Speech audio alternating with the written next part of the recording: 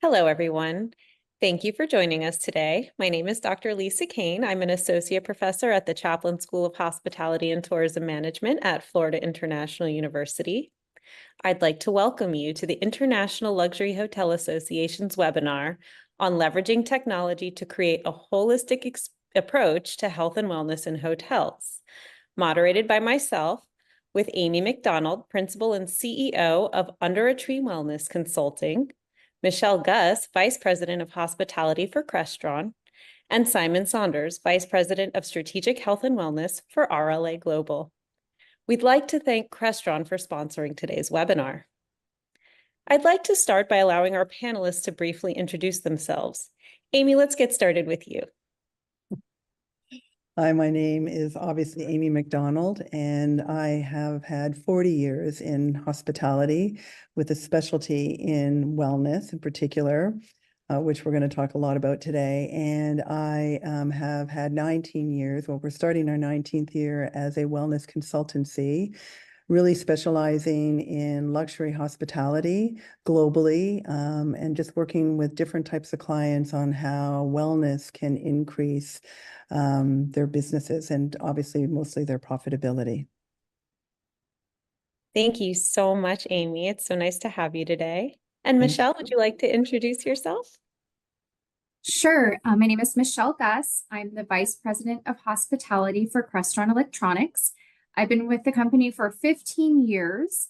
And about a year and a half ago is when we started our hospitality dedicated vertical, which I am leading for the company and overseeing our hospitality market globally. Crestron has been around for over 50 years, providing technology solutions for hotels, as well as many other spaces for the corporate enterprise, residential, universities, hospitals, etc. But we're very excited to be here today and to be able to speak about wellness technology. Thank you so much again for joining us today, Michelle. And lastly, Simon, would you care to introduce yourself? Thank you, Lisa. So yes, Simon Saunders with RLA Global. RLA Global are a boutique, bespoke advisory in the hospitality field. We have a proven track record, over 100 high-profile projects across 4 continents. We specialize in resort and destinations and complex hospitality and tourism asset consulting. And my personal background is always been within health and fitness and wellness within the hospitality industry. And I worked also for Europe's largest operator of thermal hotels in continental Europe. Wellness, RLA Global are also the publishers of the Wellness Real Estate Report, which is an annual report into the performance of wellness properties worldwide. Well, thank you all so much for agreeing to be on this panel today. It's very clear that we're going to be exploring the latest trends and innovations in hotels that are looking at health and wellness and looking beyond the spa into the holistic hotel experience. So let's get started with our discussion. Amy, I think I'd like to pose the first question to you. I'm wondering how hotels can adopt a holistic approach to health and wellness and also emotional well-being for our customers. I think I'd like to start with really defining wellness, because I think it is like so many words in our industry, not unlike spa. It evolves and changes and means a lot of things to different people. And so I think for all of us on the call, wellness is an opportunity to think outside of the box. And when I say outside of the box, I mean outside of the traditional spa treatment, retail kind of fitness box that's been traditionally, what we've done. And we approach wellness in all of our projects, really thinking about wellness as being everything. It's like a a holistic thread that's woven all the way through the property. And when I say that, I mean, yes, of course, it's spa treatments and it's retail and it's fitness, but thinking about what can be done in food and beverage, like mocktails and boosters and mushroom teas and proteins and powders and the meals that are obviously served. You know, we're seeing a large push, especially within the US or North America, actually, on IV therapies is something that's, really happening to help with sleep and jet lag and things like that. We're seeing this incredible kind of boost in contrast bathing. So when we think about traditional spa and having a steam and sauna, right, all of that is going much further and much deeper. We're seeing recovery circuits where maybe you've got, a part of your hotel that is a lounge or a bar, and maybe it's underutilized other than kind of at, peak times like cocktail time, and thinking about how people can have zero gravity recovery chairs, right? Where they're clothed, they're going in, they might be having a cocktail, they might be being very social, but they're also doing different things that improve their wellness. Wellness is celebratory and it's become very social. So because of that, it doesn't have to be, off in a treatment room or, quiet area. And so now we see wellness on rooftops, and we see, it being integrated into cabanas by the pool that generate more revenue. We're seeing, it's exploding so quickly. We're seeing like hyperbaric chambers. We're seeing a lot of touchless wellness for a whole bunch of different reasons, which I think we're probably going to talk about later. But we're really seeing it, transformed into every aspect. And the most important aspect is being what we can bring, especially in the hotel industry, to improving sleep, right? So I know we're going to talk more about that. So we really think of, and I think all of us on the phone call think of wellness as an integrated thread that goes throughout the entire property, that helps with occupancy, drives a higher ADR, a longer length of stay. It makes, people return, and it's a really exciting time. I couldn't agree with you more, Amy. And I know I know that Simon and Michelle both have a lot to add to this. And you touched on a really integral and key point in that, the core product of the hotel is the bed, is the ability to sleep. And it all stems from a good night's sleep. And how can we enhance that and improve that for the customer? Which brings me to how we can sort of identify the key components that we should consider when designing hotel space to encompass health and wellness. And Simon, if you'd like to start us off with a discussion on that. Yes, I think it's sort of agreed with everything that Amy said there. It's really ensuring that wellness permeates through all hotel departments, and that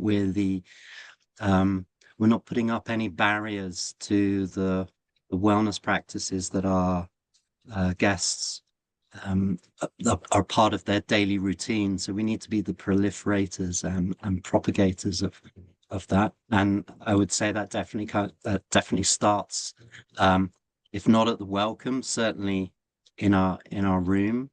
And we know that there's lots of technology available, and I'll let Michelle, as the expert, focus in on that. But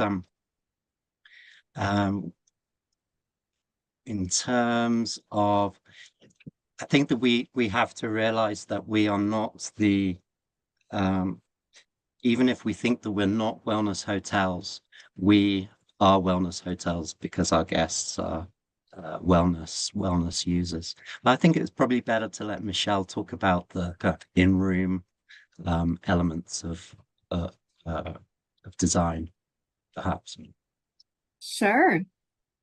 Yeah. So when we're thinking about designing a space for wellness, when it comes to the technology side of things and the solutions that can be provided, it's really going to be something that when it's done right, it should seamlessly blend in with the overall design of the space. And it should also be in the background, something that the guest feels and experiences versus having something that's kind of in their face. So we really focus around the environment of not only the guest room, but really any space throughout the hotel. But for now, talking about the guest room, we really start with the lighting control in these types of spaces. And the light that these guests are exposed to really has such an impact on their overall health and wellness. So what we're seeing in the hotel guest room space is an increase in what we call circadian lighting, which is tunable lighting, which is usually tunable LEDs, which change the color temperature and the color intensity to be able to sync and align with our natural circadian rhythms. So providing warm light tones at lower levels as people are starting their day when they're in the room working from the hotel, which is such a huge trend right now. Of course, as people are now traveling again for business, they need to have brighter, more white colors of light throughout that part of the day to be more alert and productive. And then as the evening comes into the night, those light levels again have to change to that natural circadian curve to be at warmer, lower levels of light. So that can make such a huge difference to a guest's overall wellness. And that can all kind of be happening in the background. Allowing the guest to really personalize that can take it to the next level. Having them be able to switch in and out of that circadian mode in their guest room is huge. Some of the other technologies that we see in the guest room going beyond the lighting control is, of course, the quality of the air and the overall temperature of the space. So different types of air purification systems are on the market that can allow the air quality to be at its best state, reducing pollutants and contaminants in the room. And then, of course, being able to provide optimal temperature for that guest is going to be key. Having a simple, intuitive, smart thermostat that can even talk to other technologies that may be in the room is really key to that. So those are some of the main ones that we see, as well as things like audio and video to what the guest hears, what they see on the screen, whether that connects them to nature through visual images or through hearing nature sounds or peaceful music. It really can make a big difference to the wellness. So lots of cool tech that can help tie that together. And it can be an experience that extends beyond the guest room. Michelle, absolutely, Amy, go right ahead. I just, because I'm so excited, a couple of the things that we have been implementing into like this sort of idea of wellness suites. I mean, obviously in the perfect world, at some point in our crystal ball, more hotels will have wellness even more deeply integrated. But a couple of the companies that we've been working with is an AI bed company called Bright, which can, obviously be integrated into the greater system that, Michelle was talking about. But the bed helps you, basically can be customized, right? So you can set it up and the bed will know if you've got injuries, any kind of discomforts, but it will lull you to sleep. It helps you stay asleep. It's sort of managing the positions that you're in during the night, and then it can lull you awake quite naturally, especially if it's connected with the circadian rhythms of the lights of the room as well.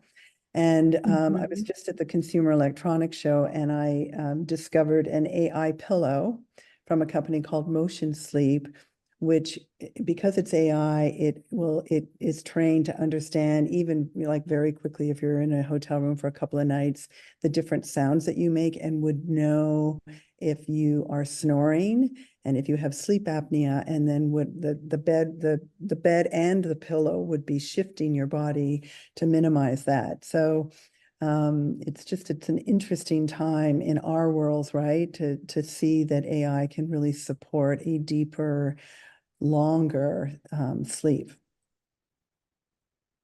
I think those are great.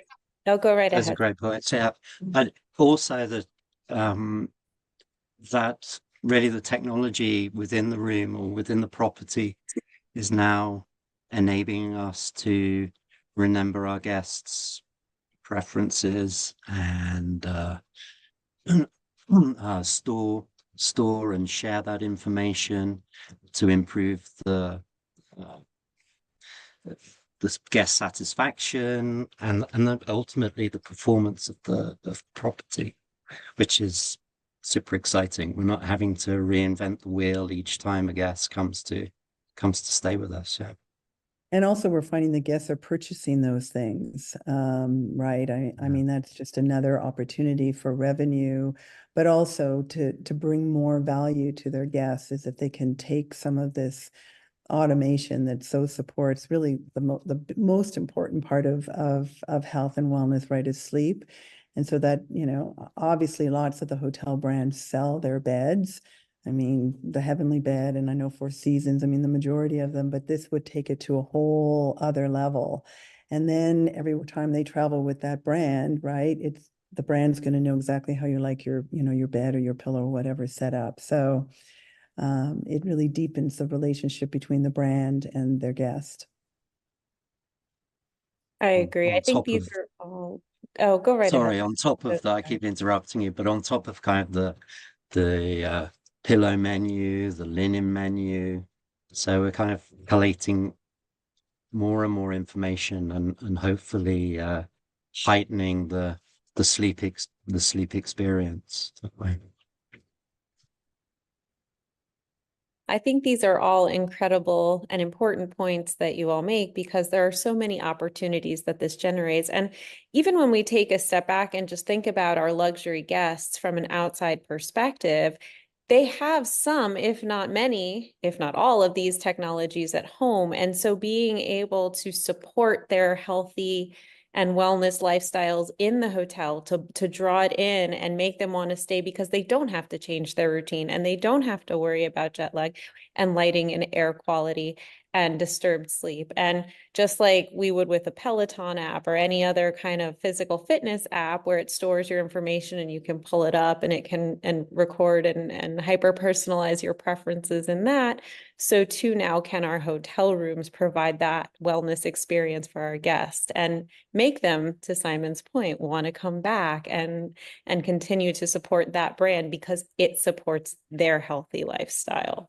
And so I think these are all great points. And I don't know if you wanted to talk a little bit more about how we could leverage technology and programming, right? We've spoken a lot about within the hotel room, but what kind of programming can luxury hotels implement to sort of foster this hyper personalization of the experience with wellness at top of mind? I think we're seeing it on lots of different levels in terms of perhaps a good example would be pre-screening at a general level for wellness guests, so gathering their information before they even arrive at a property, maybe at a deeper level in more medical or properties with medical wellness. Sort of diagnostics and monitoring are huge now. And then stick with those two for the moment, but I think those are, you know, are fairly good examples of how technology is. It's more time for your vacation or your downtime or the purpose of your visit and less time spent with kind of admin perhaps during your stay. I would say, Simon, that's such a great point. And all of this great tech that we're talking about is wonderful, but really the key element is how do all of these different technologies integrate together and create a way for the guest to interact with the different wellness options that a hotel may provide, from the technology in their room to, of course, being able to utilize different spaces within the hotel and have all of the wellness benefits that the hotel offers in a way that they can use that seamlessly and simply. So I think that that's one area of focus I know for Crestron, for my company, is really tying all of that together and becoming the glue to all of those different softwares and independent systems that provide these wellness solutions within a hotel. So that's such an important thing for the hoteliers listening to remember, that, finding a way to integrate all of these technologies together in a simple way for the guest is really going to be key to having that be a successful program that you offer. I think some of the other things, we're more and more recommending to hotels to really look for partnerships with, local universities or colleges, partnering with rescue centers, partnering with art and entertainment, and bringing more activated, right? I mean, wellness is all of that. And they don't have to rely on hiring staff to be able to provide that. I think that the days of being able to bring in other companies, within the neighborhood, if it's urban, I think is really important. And having more education about the location and telling the story of the community. But art and music and education and entertainment now, I know that hotels are doing that more and more, like in the lobbies and areas like that, but thinking about educating around that as well and making it activated. It can still be in the lobby or in a multifunctional space that they have. Makes the stay kind of the property more authentic, because you're actually not just in a generic branded property, certainly within an urban setting, and you're more exposed to local culture, cuisine. Yeah, absolutely, I agree with you. We've seen it a lot with food, right? But looking at, what is some of the local, depending on where it is, other experts, like bringing a sleep expert in that happens to work at the local university, right? And having like a fireside conversation about sleep, or, just really realizing that that's a win-win for everybody, right? To be able to educate more. Yeah. Using the community. I think that's a great point, Amy. And building off of that intellectual stimulation and that education, it brings to mind those soft skills that we can really hone through wellness. And so I'm wondering if you could talk a little bit more about what emotional, soft skill and social experiences we might be able to develop through this holistic mindset. Well, I'm thinking off the top of my head, I'm thinking about something as simple as having if it's a business meeting, like if it's a business hotel in particular, which obviously a lot of brands are more geared towards that, but you could do this even, with families and leisure guests, is having a meal in silence.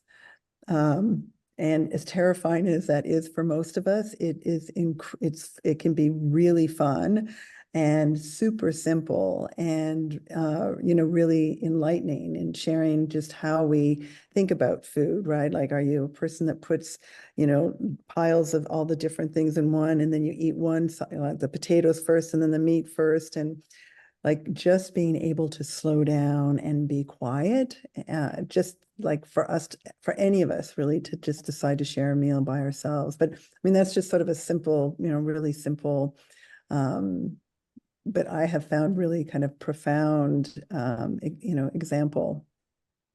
And then I think mindfulness is something so simple. I was blessed to work at Miraval, in its original, when it was, first owned privately. And, mindfulness is, a super simple exercise that, quite frankly, we all need, right? Is to just remember to be in the moment. And so there's sort of fun and clever ways. I've been in a couple of hotels where they have these kind of quick mindfulness exercises that are in the elevator, well, if you're going to the 5th floor, think about this. And if you're going to the 11th floor, but just bringing some of that really easy reminders to all of us, especially when we're traveling, whether it's for business or, for a vacation. And then I think the other thing, is, having, like, I'm packing right now for a trip next week, and I, like most business travelers, I always have a carry-on. And so some of the tools that I use, like a little red light handheld and my percussion instrument that helps me, with my neck and everything, like I can't fit that in. So having like almost like a wellness mini bar or a toolkit that can be delivered to your room, right? So that you can have some of these portable wellness tools that are, you know, quite incredible, that we, like what Simon said, right? That's what we're used to in our regular lives. And so being able to have those things especially as a professional traveler, right, would be really helpful. Mhm. And then I think the only other thing is, you know, we see wellness when it's done correctly and thoughtfully and integrated into all the departments you know, wellness is less labor intensive, unlike what spa treatments, you know, are traditionally. And so, you know, being able to see a P&L or see projections, right, of 20% more profit because wellness is more accessible, right? And more personalized. So, you know, I keep wanting to bring back the fact that it just makes more money. I just had a point really about I think it's super important at present with the staffing, manning issues that we're seeing, was really the mental and emotional wellness of staff is probably at forefront of most hoteliers and hospitality teams. I think our guests won't feel or will sense the wellness of our staff. So really, it begins with happy, empowered, respected, proud team members. So I think that's yeah, we need to focus in on that. I've seen some recent studies on with a British mental health charity that's been working with Hospitality Institute to try and focus in on the stress and the strains of working in hospitality, which we know are there. They're real, and probably even more so since the pandemic. And creating, you know, wellness circuits that, you know, do not have a labor component, like contrast bathing or, you know, I'm thinking about a hyperbaric chamber or red light or halotherapy and infrared sauna, and having times where the actual staff can use that. Number one, because it's the only way to actually be able to sell something, right? Is to be able to experience it. But it doesn't include a staff member going into a spa treatment room, right, and taking off their clothes, like any of that kind of liability components. But having, you know, because these wellness circuits now are becoming so popular because you can charge access for them without a direct labor hit. And they have direct health benefits. So we are working with clients to identify times of the day where it's not available to the guest and it is available for the staff.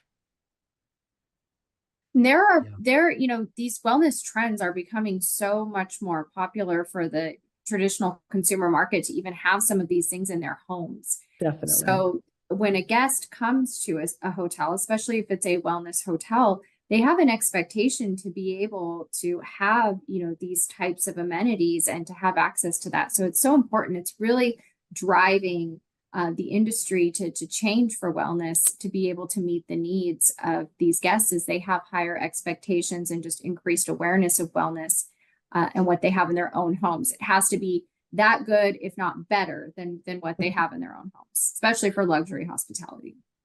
Yes, big boots to fill. That's Yes. people have got some fantastic amenities in their own homes. It is by far the most exciting time, I think, with wellness coming so directly in, you know, to hospitality. I mean, the Global Wellness Institute, you know, their last, like, you know, their whole thing is, okay, wellness is this 11 categories and, you know, $5.6 trillion in spending. But if you just look at wellness, real estate, which would be hotels, you know, and communities, you know, it's the fastest growing of all the categories. And, you know, it's right now growing at like 20% with a prediction. Like right now, I think it's at, you know, $398 billion. That's global, obviously US dollars, but like to grow at 20%, you know, it's going to grow to, I mean, I think I have the number here, like $887 billion.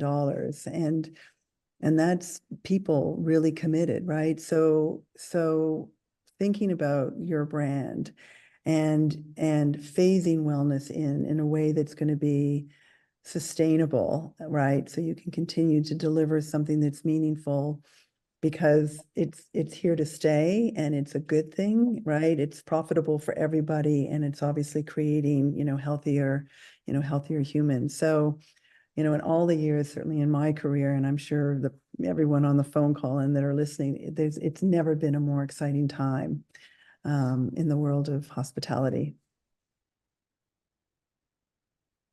I agree. And there are so many important points that you've all made that I think I'd like to tease out a little bit more. But we've talked about a truly holistic wellness approach in luxury, which is we've considered the guest as well as the employee, right? And the importance of ensuring that our employees feel that same wellness atmosphere, that holistic approach to wellness, because if you're ladies and gentlemen serving ladies and gentlemen or any other iteration of that in a luxury brand, it's very difficult to sell something that you haven't experienced yourself or to recommend something that you haven't experienced yourself.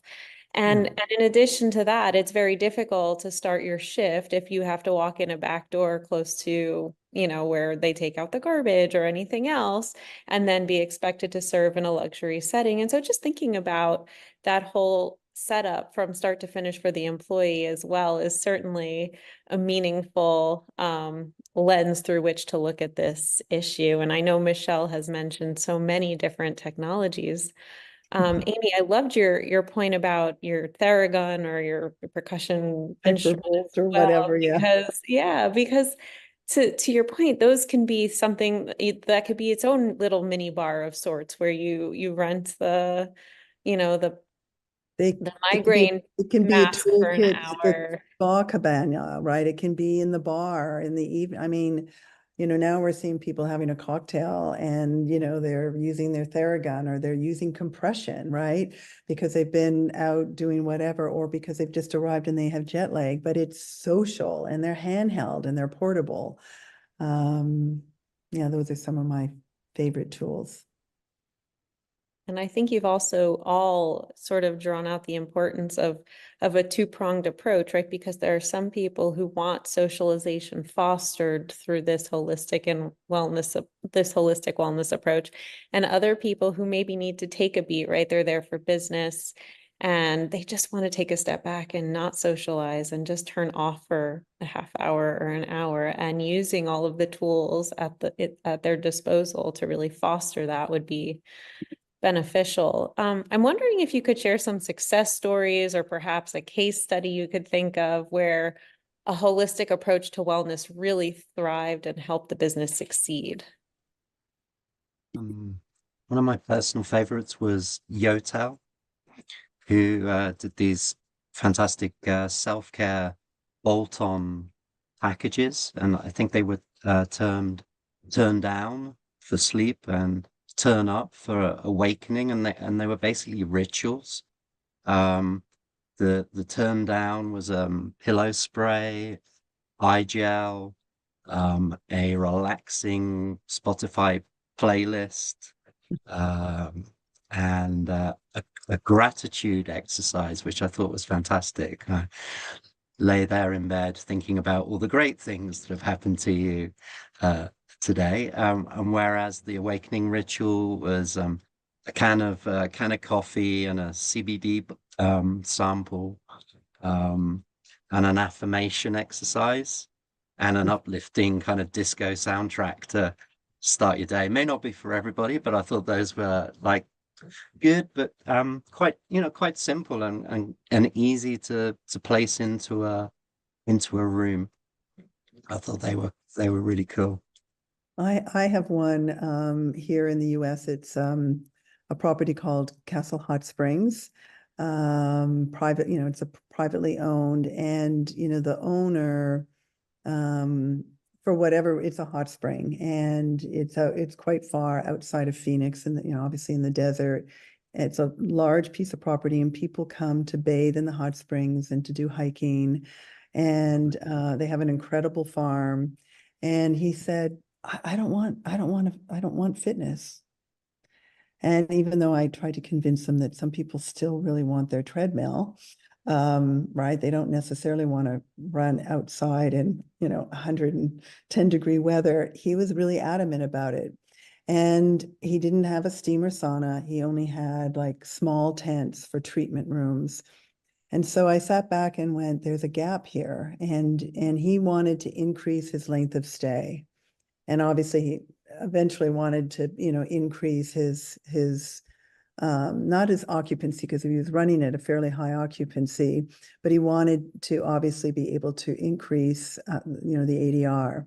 And so we ended up creating a small room that had all of the things that we're talking about. It's a company called Three Sages. So there was this lovely screen, that basically, if, oh, you just went for a hike, here are some things that you can do, right? And so we had yoga mats, we had compression, we had, hypervolt, handheld percussion, like we had a bunch of different things with that embedded into this video. So you could go, okay, you just had a long hike, you need to, roll out with this roller, your calves.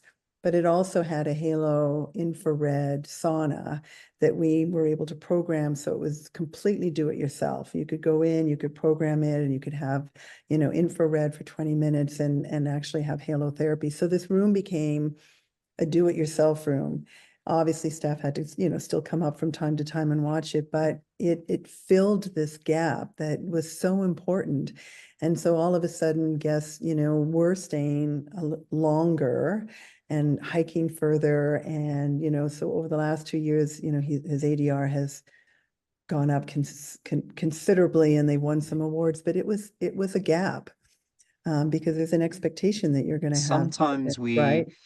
properties try to be all things to all people, and that doesn't necessarily work. Whereas something like that, which is focused, is a great unique selling point, isn't it? It's Yeah. yeah, and a fantastic story to Well, it brings value, sell right? Like and he's not market. making revenue off of a do-it-yourself, Yeah. but our goal was to get guests to have and come for longer. And so that recovery piece, separate from, being in hot springs, it really made a difference. And so obviously, indirectly, he's making more revenue, even though it's not directly from recovery. Yeah. Yeah. I think So- from the technology perspective, for things like, what the example that Simon gave, where there's these rituals in place, those, we typically call them scenes. And, even with the example that Amy gave, it's really having that room transform to whatever selection the guest has made themselves. So a push of a ritual or a scene that they may want, having everything adjust and change for that. So if they are going to be, at the time when they're going to be relaxing to go to bed, being able to hit that good night button, it can launch the ritual. And it can also, of course, change the lighting in the room and even the motorized window coverings. That's a huge part of this. A guest, great, you can change your electric light to mimic the circadian rhythm in the daylight, but how great is it if the window coverings are motorized and those can be activated to where when the guest wants to rise at a certain time, they can slowly open, welcoming the guest with the natural sunlight. So it is an amazing thing that the technology can do in the background to enhance all of these great features and examples that we just shared. You see that quite a bit. Well, we've had a lot of discussion on how, prioritizing health and wellness can really differentiate hotels in our luxury industry. And we've heard a lot about the technology advancements and the technology we can implement, as well as those soft skills, more of that programming. I just was wondering if you could each share some future trends that you foresee influencing this holistic approach to wellness in our luxury industry. And Simon, I'd like to kick that off with you. I think I'm going to come back to the social wellness element. I think we're going to see that really continue to grow. Like one of my favorite brands at the moment, is Remedy, which is, I believe, just in the States right now in the franchise. Flatiron building. And it's kind of like sort of social biohacking. People go there to network and relax and to socialize. And I think we'll see more of that in hotels, but we've always had that in hotels, our contrast therapy circuits, people that sat around in the sauna or in the hot tub, or I think it's an expansion of that style of concept. So yeah, that's my first sort of top tip. um, and then also kind of harking back to the technology. I just really feel that we are going to see AI hopefully helping us do our job and capture that guest data and hyper-personalize their stay, and ultimately, improve the property performance. So yeah, technology and social wellness for me. I would add, because you mentioned Remedy, it has been really interesting. There's like this 10-block radius in Manhattan that has like Remedy and like so many different franchises. And coming from a luxury background, it's been interesting to see that a lot of these franchises, like massage, Heights in particular, I was at a private meeting with them. They're bringing in, all of these different types of modalities. And so, when I think about hotels and I think about how they're going to stay ahead when all these franchises and fitness franchises, right, are coming along, that's where I think we're going to see a trend of more partnership. So like there's a company out of Toronto called Othership. It's about contrast bathing, but they built these huge saunas where, you go in and you do a yoga class, but you're in a infrared sauna or you're in a more traditional sauna, but then they have performances in there, like kind of like off Guss, right? And so, we're seeing all of these different types of modalities that are starting to come into spaces that the spaces themselves are offering more health and wellness. And so, we worked with a company in Toronto that, an ownership group that was like, well, we feel like we need a spa, but maybe not. And so I talked to them about thinking about partnering, because some of these franchises, they do it really well. And especially in an urban environment, right? If you're in a location, you don't have to do it and put it in and have it under your brand. And so I think partnerships are going to really help, because franchises are starting to elevate their level of service. They're, obviously like Remedy Place, they're going to be competing with our spas. And so embracing that, I think is going to be one of the trends as well. And I was going to say social wellness, so I agree with you. Every property that we're working with, actually in the world, not just in the US, like partnering with a intravenous an IV vitamin company, they can, come to the hotel room, they can do whatever, they hold the liability. And now in the US, they're pretty much everywhere. And so then all of a sudden the guest comes and they've got jet lag, or they have nausea, or, they're concerned they're not going to sleep and they've got this really big presentation in the morning. They can, like allowing some of this to come in and hiring other companies to come in and do some of that will hold the liability, I think just brings greater value.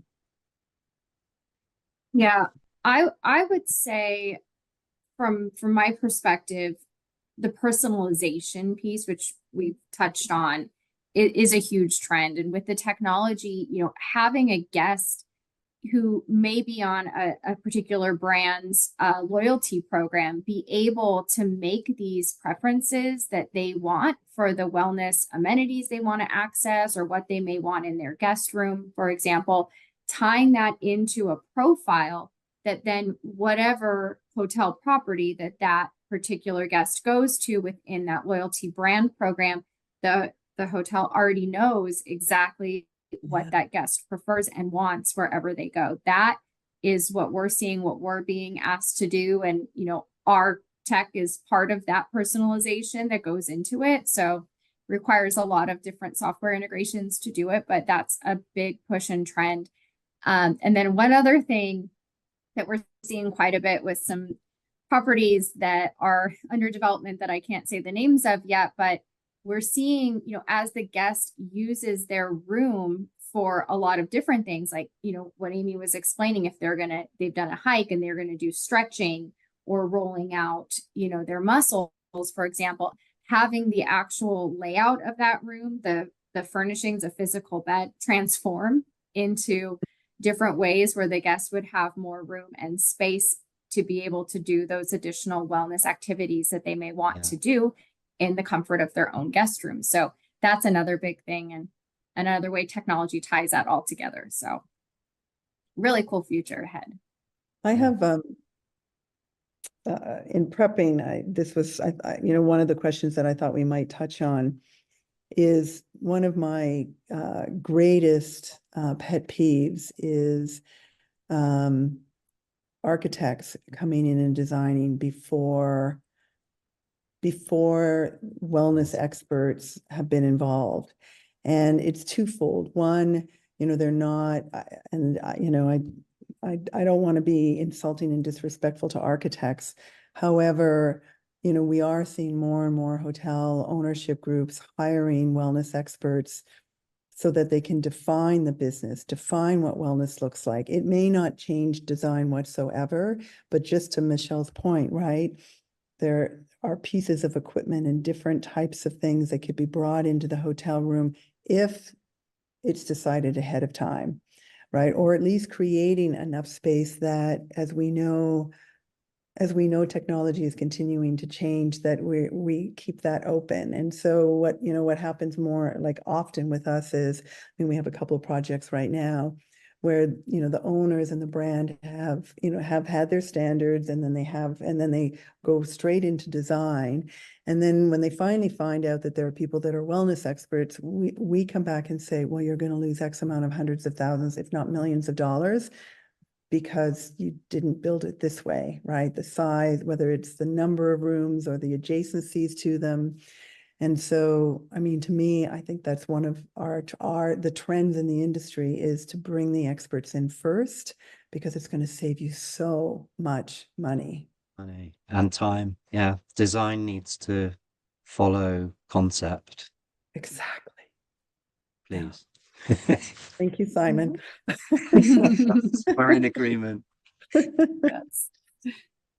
Well, Amy, Michelle, Simon, thank you all so much for your expert opinions on this topic. We've heard that the future looks bright for wellness in luxury hotels through hyper-personalization, transformative or flexible spaces, bringing in expert opinions from the get-go, creating meaningful and valuable partnerships, not just with the technologies being used, but the community around, and also an emphasis on technology and social development. So thank you so much for sharing what the future looks like for our industry. And to close, we'd like to thank you all for joining the International Luxury Hotel Association's webinar series. If you found the webinar to be of value, please do share the recording. And recordings of past webinars can be found on the ILHA's website, theilha.com, under events. Thank you.